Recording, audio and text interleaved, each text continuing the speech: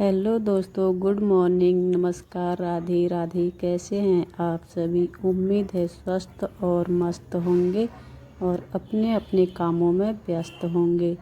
तो सुबह सुबह का टाइम है, माता जी ने पूजा पाठ कर ली है। मैं और मेरी देवरानी जी जा रहे हैं बाखली में। बाखली यानी किसी और के घर में। मैं घर के पास में देवरानी जी का इंतज़ार कर रही हूँ। मेरी देवरानी जी लंच तैयार कर रही है बच्चों के लिए। बच्चों का टिफ़िन तैयार कर रही है। तो बच्चों को स्कूल भेज के मैं और मेरी देवरानी जी जाएंगे दूसरे वाले घर में। जो दूसरे वाला घर है वो किसी और का घर है, तो उन्होंने कीर्तन भजन का आयोजन रखा हुआ है अपने घर में। उन्होंने पूरे गांव की औरतों को अपने घर में बुला रखा है, मतलब इनवाइट किया हुआ है। मैं देवरानी जी का वेट कर रही हूँ। देवरानी जी अभी आई नहीं है, पता नहीं कब तक पहुँचेंगी। तो यहाँ पर जो फ्लावर आपको दिख रहा है ये हनुमान जी को चढ़ाया जाता है। हमारे घर के पास ही कंडाली हो रखी है जिसको बिच्छू घास भी बोलते हैं। हमें बाखली के समूह में इस रास्ते से जाना है। तो मेरी देवरानी जी आ गई है और मैं इस रास्ते से जाऊंगी। यहाँ से दो रास्ते हैं, तो एक जाता है गौशाला की तरफ, एक जाता है हमारी बाखली की तरफ। मैं जाऊंगी बाखली के रास्ते और देवरानी जाएगी गौशाला की तरफ, क्योंकि गौशाला में गाय भैंस को घास देना है और मैं भागे भागे इधर से जाऊंगी। ये वाला रास्ता थोड़ा लंबा है।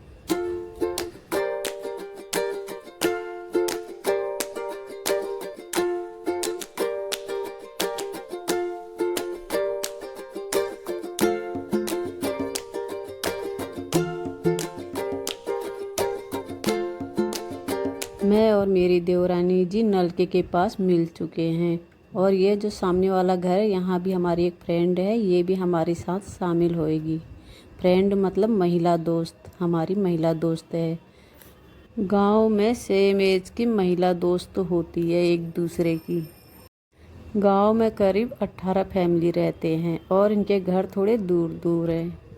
तो हम अभी थोड़ी देर में पहुंचने ही वाले हैं।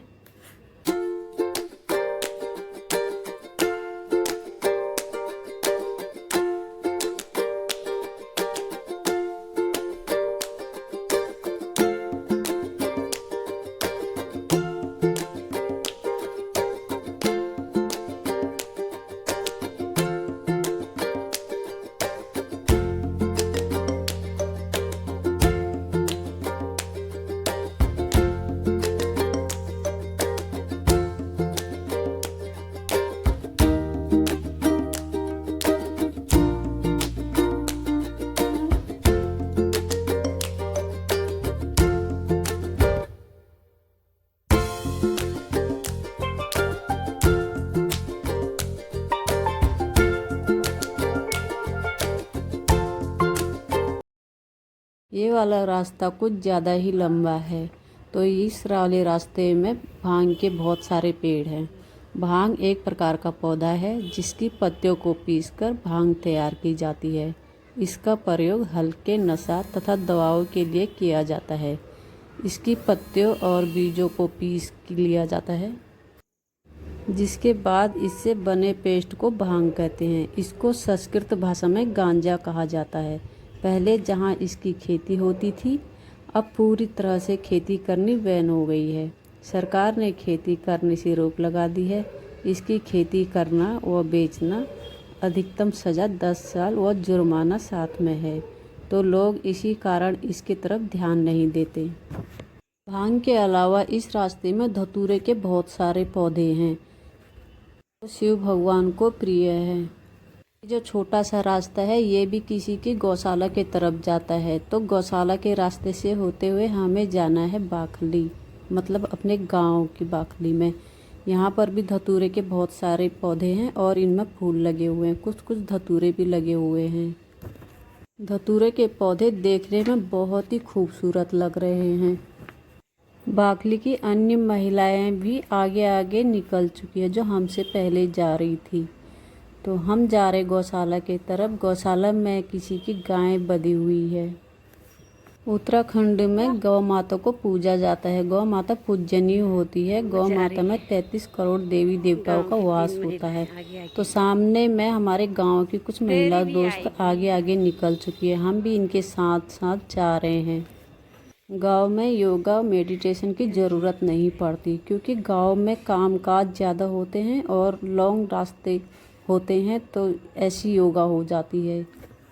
गांव में कुछ भी काम होते जैसे शादी ब्याह पूजा पाठ कीर्तन भजन तो सामूहिक रूप से होते हैं और गांव की सारी महिलाएं इकट्ठे होकर ये काम करती है।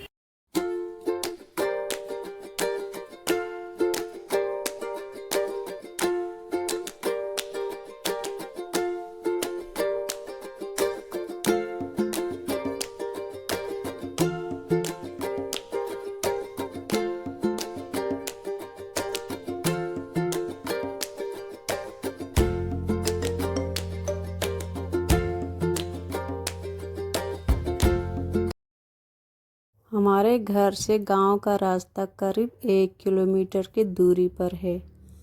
तो जाते जाते मेरी तो सांस फूल रही है और अभी तक हम उस घर तक नहीं पहुंचे हैं जहां पर कीर्तन भजन का आयोजन रखा गया है।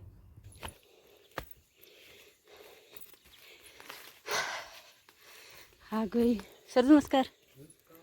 और ठीक छा? ये सरजू बैठ रही अपन ससुर जी हमारे। हाय ये की क्या है? बुका छ कि खोल दियो मुड़ी की पाखे नहीं मैडम। हम थोड़ी ही देर बाद पहुंचने ही वाले हैं, क्योंकि मुझे लग रहा है बस थोड़ी दूर में ही उनका घर है। शायद वहाँ दिख तो रहा है, दिख रहा है। हाँ आ जाएगा उनका घर, थोड़ी देर में आ जाएगा। हम यहाँ पर पहुँच चुके हैं और गांव की सारी महिलाएं भी यहाँ पर आ चुकी है और जो घर की मुखिया है उन्होंने मुझे लंबा सा टीका लगाया है।